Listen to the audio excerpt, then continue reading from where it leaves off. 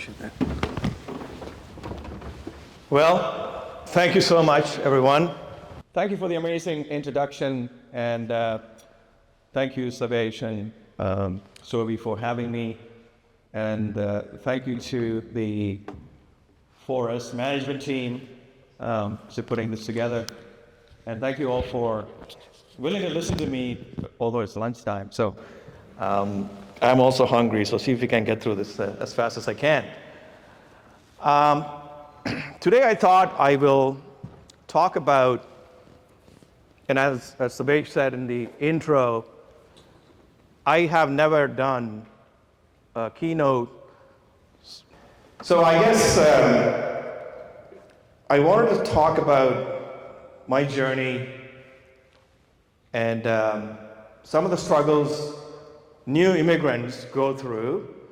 And this is just not my story, it's a very collective story, but I see it through my lens. And then some of the observations I made now in my retirement, and where I think that we can all work together to get this country moving forward. So I was born in a very small tropical island located in the middle of the Indian Ocean, bright blue ocean, about 18 nautical miles south of the furthest point in south point in India. The country's name is Sri Lanka. I grew up in the northern port town called Point Pedro, and it's a seaport, a lot of fisheries, all that stuff. Growing up as a kid, I had a laughter-loaded life. My father worked in the south, in the railways. My mom was a very nice lady. Once in a while, gave me good whacking. And everything got flipped upside down. And it's all because of the darkness of ethnic hate and divisions that engulfed that nation in 1983 with the July riots, where 3,000 minority Tamils were killed in 2 days or 3 days of riots. Since then, the North and the South were at war, and the war intensified. And this darkness would last for many decades, consume countless lives, and leave scars that would define a generation. I was part of that generation who found myself on the wrong side of the ethnic border. Fast forward to May 1987, so about 38 years ago, the Sri Lankan government army decided to recapture the lands that was held by the rebel group. And they walked into town and they decided that they need to arrest any males between the age of 14 and 40, which is considered the fighting age, at least to their definition. So 2,700 of us were rounded up, no questions asked, yanked away from my parents, and put on a ship, 6 days of sailing, and ended up in the south in a massive prison camp. 2,700 people. And my number is 1056. Hence the title of my book, Prisoner Number 1056. Growing up, my father was an inspiration to me.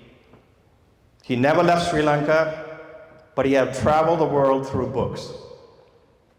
Through those books, I learned about America, Europe, some of the greatest figures like Shakespeare, Bernard Shaw, great leaders like Margaret Thatcher. He was fond of all of them. So I was always forced to speak to him in English,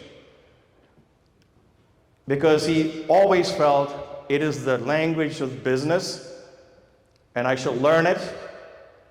And so he was pretty adamant about that, which did come in handy later on in my life. He also taught me some indelible lessons as a kid. Some of them are still applicable to me even at this age. First lesson I learned from him, he used to tell me, son, there are two types of problems in the world, yours and everybody else's. You need to fix yours. Second lesson, if you ask people for sympathy, you'll get a lot of that. But sympathy never solved an issue. And the third and the most important lesson I still practice today, and I titled the presentation today with that, what is in the way is the way. So here I was in the middle of the prison, my bicep cut open, bleeding, after tortured pretty badly. And I was the luckiest one because I was still alive. Some of my friends died in the prison. While I was in the prison with bleeding, right bicep was bleeding, and I remember thinking, at times we find ourselves in situations we never imagined being in. I was in that constant or conscious nightmare of my own, thinking, what would happen to me? Because my parents have no idea where I was taken and where I am being kept. So it's been almost a month and a half since I haven't seen my parents or had a kind human interaction with any. Mostly boots and beating, that's it. Then I realized sometimes in life, you don't get to choose the times you live in, you only choose how you respond to the situation. Because, ladies and gentlemen, what is in the way is the way. So I decided that I'm going to find out a way to send a message beyond the prison walls to somebody who would care to get this poor kid out of prison. And I had the chance when the defense minister's wife came on a photo op, because I could speak both languages, English and her mother tongue, because I'm trilingual. So I thought, I will send the phone number of someone, a trusted friend of my father's, who's a brigadier general in the army. And I remembered his phone number, even though I have not seen the man in 10 years. So I wrote the phone number in and gave it to her and said, this is my Uncle Fernando. He will vouch for my innocence. Please give this to him. I have to tell you, when she left, I had zero hope that she would ever pick up the phone and call this man and see my story adds up. Well, she did. So this nice gentleman, I used to call him Uncle Fernando, my dad's drinking buddy, came and picked me up, took me to his house, took care of me, him and his wife, even though they are on the other side of the conflict. This tells me, when you break down the walls, at the core of it, we all have the same feeling. He was a father, he sees me, and he melted. He cried, even though he was a military man. I was very confused. Fast forward, my father decided that there's no longer a future for a kid like me in Sri Lanka, and thought Canada might be the land of opportunity.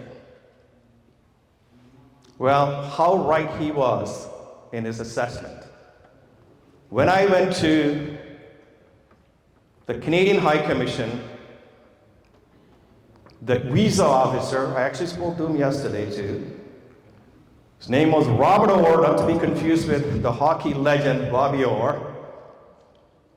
And we had an interview He wanted to see if I was fit enough to go to Canada.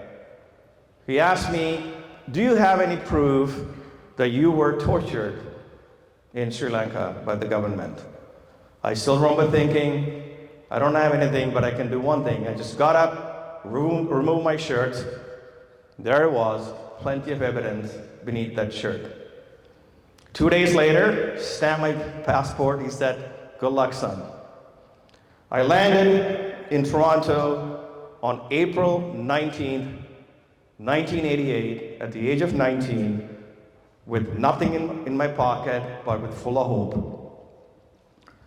When I landed, I remember walking outside into the terminal building. I saw these two burly, well-built Canadian officers, police officers, walking towards me. Given I'm used to people in uniforms abusing people like me, understandably, I was very nervous. As we passed in the corridor, they merely looked at me and said, good afternoon, welcome to Canada. At that very moment, ladies and gentlemen, I decided to become a Canadian. 2 days after I landed, my everything, my father, my confidant, my friend, my inspiration, was shot and killed. I was heartbroken. Half of me died on that day. The other half became a fighter. Because, ladies and gentlemen, what is in the way is the way. So I decided, and I thought, if I did well enough in life, somehow I could make up for the life he should have had. So that became the coal for my furnace of ambition in this great nation. So I decided to get a job. I applied for a factory job, as was mentioned in my intro. My job was to work in a packaging company, stand there, 10 to 15-hour shifts, because I took all the overtime I could and spray this glue onto a board that just fly in, and I just, no mask, nothing, just spray. And then the other job was, I finished the job around 5, 6 in the evening, a change in a public washroom at a McDonald's or something, then go downtown, clean office buildings at night. Then on the weekends, I was a security guard, which my shift would start Friday midnight, go Saturday noon, Saturday midnight, Sunday noon, and rinse and repeat. The funny thing is, I was 110 pounds soaking wet. I don't know who's going to be scared of the security guard. But anyways, it paid me, all good. One day, I was thinking, I used to smoke back then. I was outside having a smoke. The gentleman next to me, didn't really speak very good English, but we talked, and I said, and he talks to himself all the time. He always sat next to me to do this job that we used to do, and he always spoke to himself. And I said, how long have you been here? And he said, 30 years. Then I saw my future. That's me in 30 years. I had to get out. One night, I was cleaning a building at 44 King Street, the Scotiabank building at King and Bay, the heart of financial district in Canada. I was in this room cleaning this office. That office could have been a quarter of this size. It's massive. Could have been the CEO's office, I have no idea. And I was thinking, this is bigger than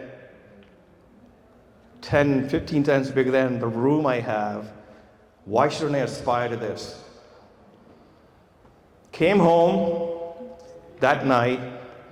I used to live with a couple of guys. We had one newspaper, Toronto Sun. No one read the paper. We just got it for the page 3, Sunshine Girl.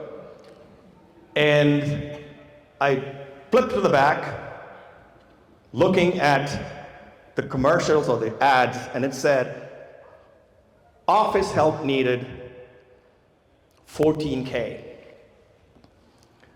I don't know what K meant, applied anyways.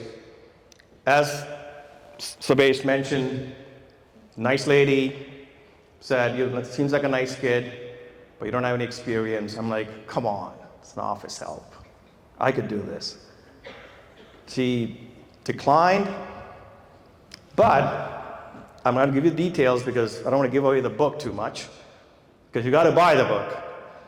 And I realized where this office job is, because to me, I didn't understand there's a thing called headhunting firms, job agencies. I'm new to this. I didn't even know what a K is. So I found out where this place was, 401 Bay Street, because I heard the receptionist repeat this to somebody else they screened and sent in. So I thought, I'm going to go to 401 Bay and demand this job. Because, ladies and gentlemen, what is in the way is the way. So I asked this TTC man in the booth, how do I get to 401 Bay? He told me. I got there, got to the 12th floor of that office, it's just about half of this size. I demanded they give me this job. A nice lady heard the commotion outside, came in, took me into her office and said, kid, what's your problem? I said, my problem is I just need a job and you should give it to me, don't pay me for a month, and if you like me, then you can pay me that month and every month after. She goes, deal, got the job. I started in this small asset management company on 401 Bay Street. I was employee number 25. And you know how I know that? Because my extension number was 225. The CEO's number was 200. They just kept adding another number to the line. That's all they kept doing. So this was go on, and I started to understand what is financial world is like. Slowly, from the mailroom, I got out into other parts of the business, and in between, I thought I should probably go back to school and finish my degree, which I got from U of T, went back to the same company. Then I said, I want to be in the front office. And keep in mind, this is 1994, 95. You don't see very many of me on Bay Street. And it was a big ask, and I still had a bit of an accent. So they didn't feel that I would be up to the task. But, you know, if you tell me no, I'm just going to keep coming at you. Because what is in the way is the way.